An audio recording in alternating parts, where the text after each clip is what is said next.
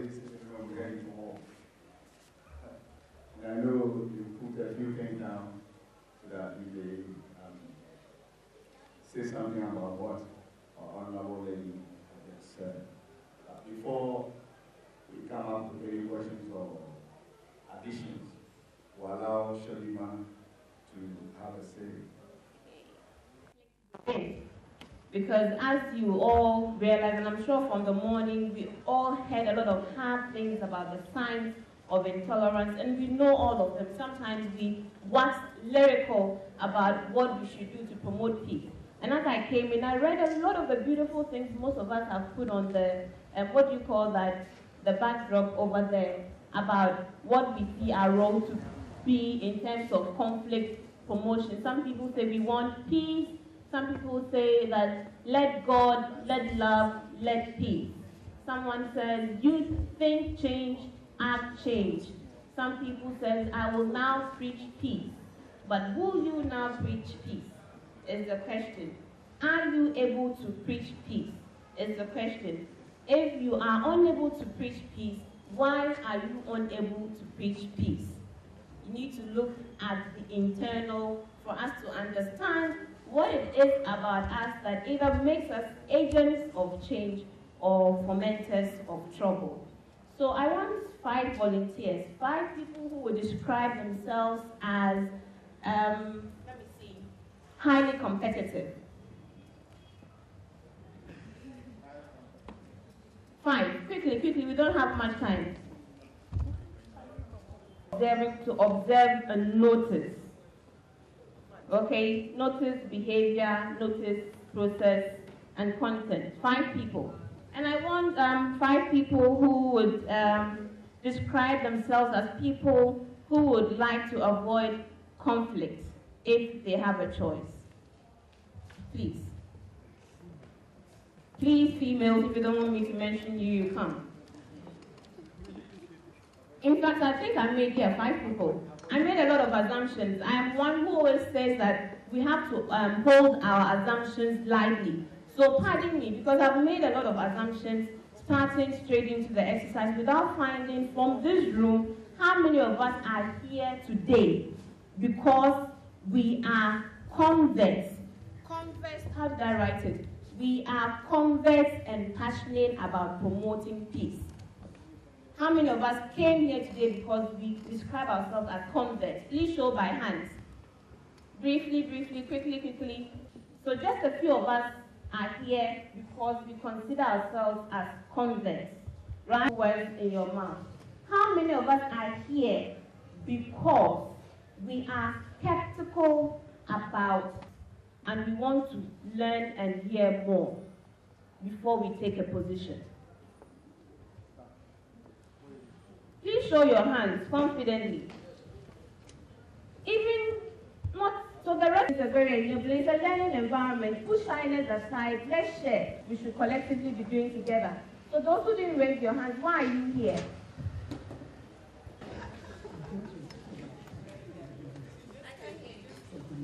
You're from the media. Did you raise your hand? Who didn't say? Did you raise your hand? Did you raise your hand? Don't lie, God is watching you. Did you raise your hand? Did you raise your hand? No, you didn't raise your hand. Okay, you tell me why you are here. I'm here to emphasize is that if we are not clear about the object of a certain thing, we are not in it. And then it's a non-starter. It's a complete waste of resources for UNESCO to organize this if most of us here today are not either conversed about peace and tolerance, promoting peace and tolerance, or at least willing and creating space to learn about it because we do not like certain things in our environment. So in a spirit of democracy, those of us who have no idea why they are here, you can take leave of us. That's just by the by. Okay.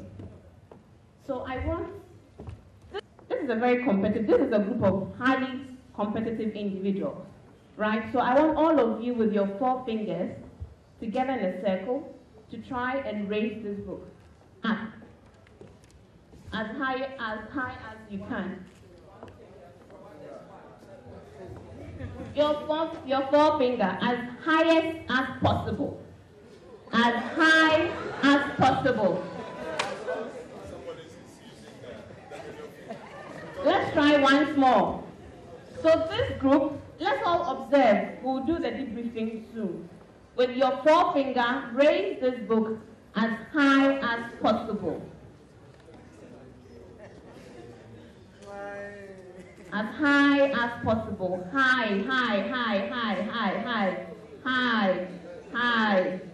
Can it go any higher? Any higher? Very well. Did they achieve the task? Did they achieve the task? The book fell. So the group did not achieve the task. Why didn't they achieve the task? Yes, please just project.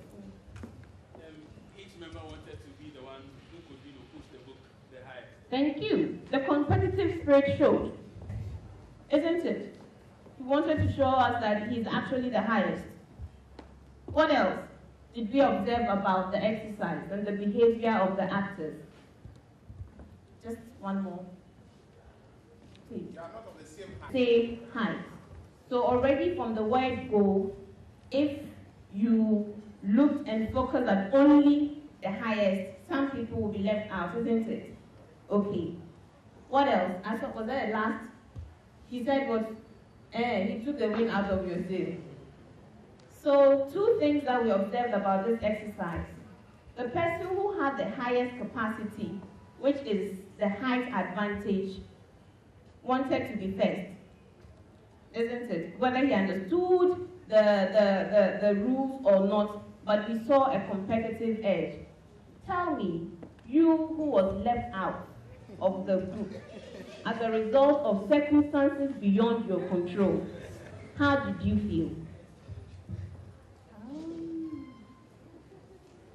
I felt, I wasn't able to get to where they were, so I felt bad. You felt bad? Yeah. If you had your way, what would you do to the person that prevented you from being part of the process? The mic has gone off. So just if I have my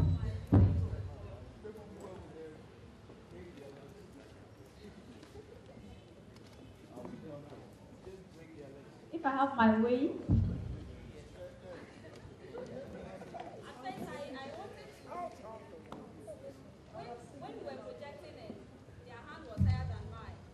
I wanted to try to stand on something, to be higher than them, to try and be like them. That's what I would do. You put on high. What do you feel Really, I wish I could just raise back. I was doing it, and I couldn't have just higher than the highest. Yeah. Did you intend to outwit the others? That was not the intention, but by you to go higher as you go, make me to go that length. So you assume that there was a certain expectation from you. So you have So from an observer or Yes. from an instructor, for me to go the extra mile so I'm going. Thank you very much. Let's give them a round of applause. Situations degenerate and ill feelings emerge and misunderstandings emerge, and when there's no tolerance, we all lose the objective. And I'll go into details, but let me do the last exercise.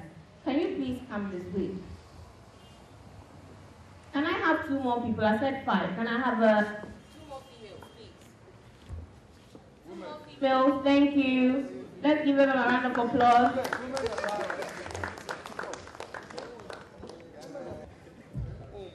stand in a circle.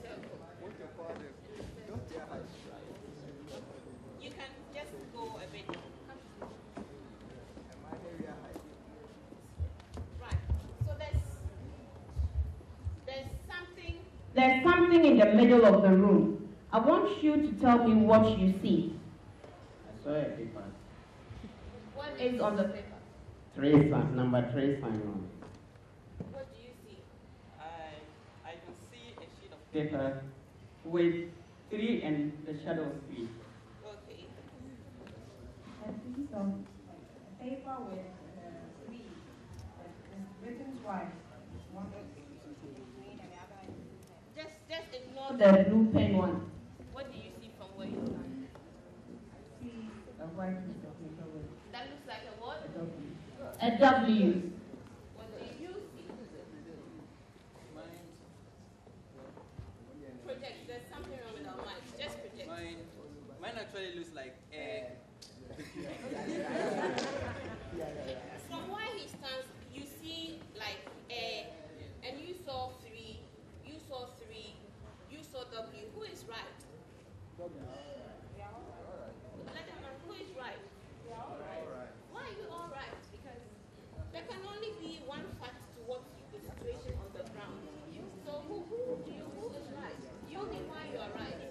I think I'm right, considering my context. The context makes it right. So the context makes it M.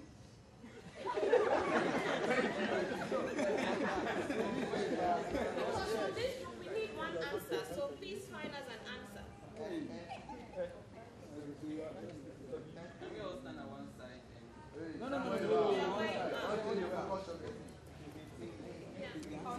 We have just a minute to tell us the answer. Okay, constructively, it is a 3 because perception and all, like we are being constructive about it, so we agree that it's a 3.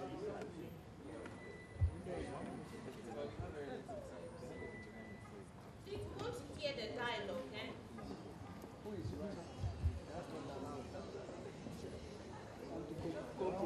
Can we just say That is the point. so? I mean, but it's 4 against 1 now.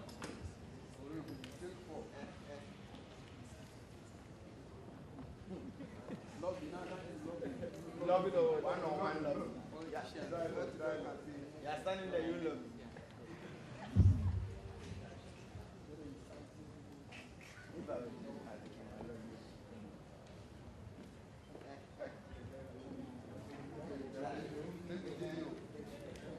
Okay, so since it was between 3 and A, and I couldn't lobby to get people to join me. And she says not everybody knows A. So we all settled on 3. We had quite a bit of a problem deciding on what to choose. Because she sees W, I see A, she sees 3, they see M. Some consider the M as 3, but it's okay, it's what they see. And I really want to insist on my A because that is what I see from my context. I don't know why she didn't join me and why he didn't join me because they are closer to me. They decided to go to the lady. Hello, this is a pot of gold, so who takes it home? Hi, you mean she's going to take it? Join me. Who will take it home? Briefly. Somebody has to take it home, and please, the fastest person can take it home. It's a pot of gold. The fastest person takes it home. That's all, take it home. End of story. Are you okay with the outcome? No, I'm not. But I mean, But you stood there and he took it. yeah, because So why did you allow him to take it? You didn't want the pot of gold. You can't be bothered. I felt that the person. Are you happy with the outcome? A pot of gold is gone.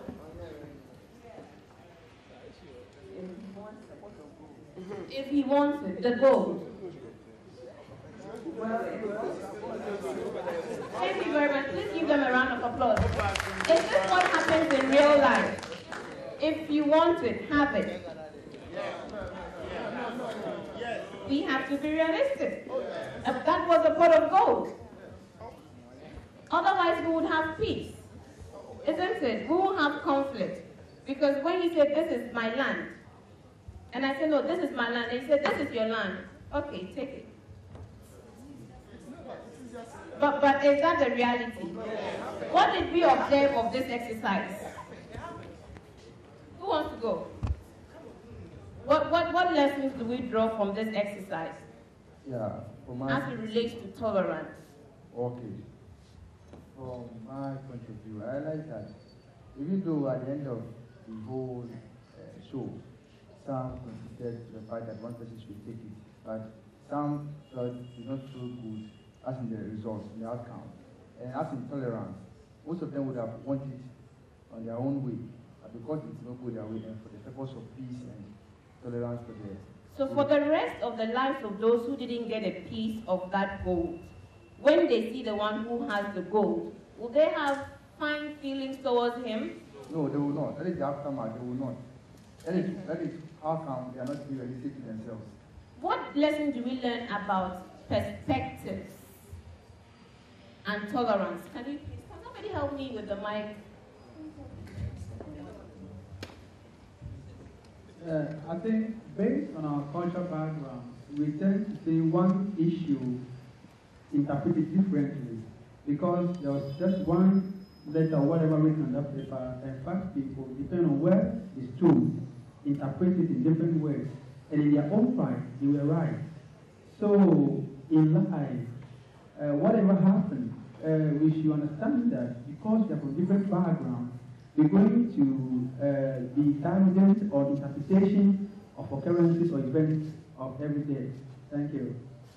So our diverse backgrounds will bring different perspectives to can be true all the time, isn't it?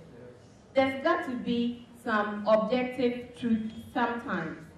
So if you are the one, for example, I'm the one who wrote it, and perhaps I wanted to say that it's a 3, I wanted to communicate, and now I had it misinterpreted by different people. What responsibility do I have to, first of all, whilst communicating what I intended to communicate, I allow people to feel that they were not wrong either, because their perspectives, depending on where they were standing from, showed them the concept in a different way. And this is my key lesson in life. Whatever situations we find ourselves as individuals from different ethnic groups, different diverse backgrounds, different experiences, we will come into every situation with those experiences. Now, how do you create space at the negotiation table, at the arena of tolerance, to allow for other people's reality to emerge and be appreciated? And that is a question only you can answer. And that's why I'm saying that we have to conquer the internal battle first. And all this life, as we have all observed from the things that happen around us, the problem of intolerance is the winner takes all attitude. The winner takes all attitude. And I'm being told that I have to wrap up, so let me just sit and let's briefly are. And it's only you who can speak truth to yourself. You know what you feel towards certain people. You know what stereotypes you hold, so that if you're yourself, is my stereotypical Black South Africans, there's this deep entitlement mentality that is creating a lot of problems for the government. What are you entitled to, and how willing are you to work hard to achieve that which you want? And also, most of us sometimes play the victim's mentality. History is there to guide us, but we can't continue holding on to history and perpetuating hatred amongst each other. And as young people, and as a young person myself, my key message to you young people is we cannot continue to fight the battles for our forefathers, because the injustice that was done to our forefathers, our great-great-grandfathers, are not the same injustice that those that are helm of affairs are committing to us. In 21st century world, every one of us can assert ourselves, and we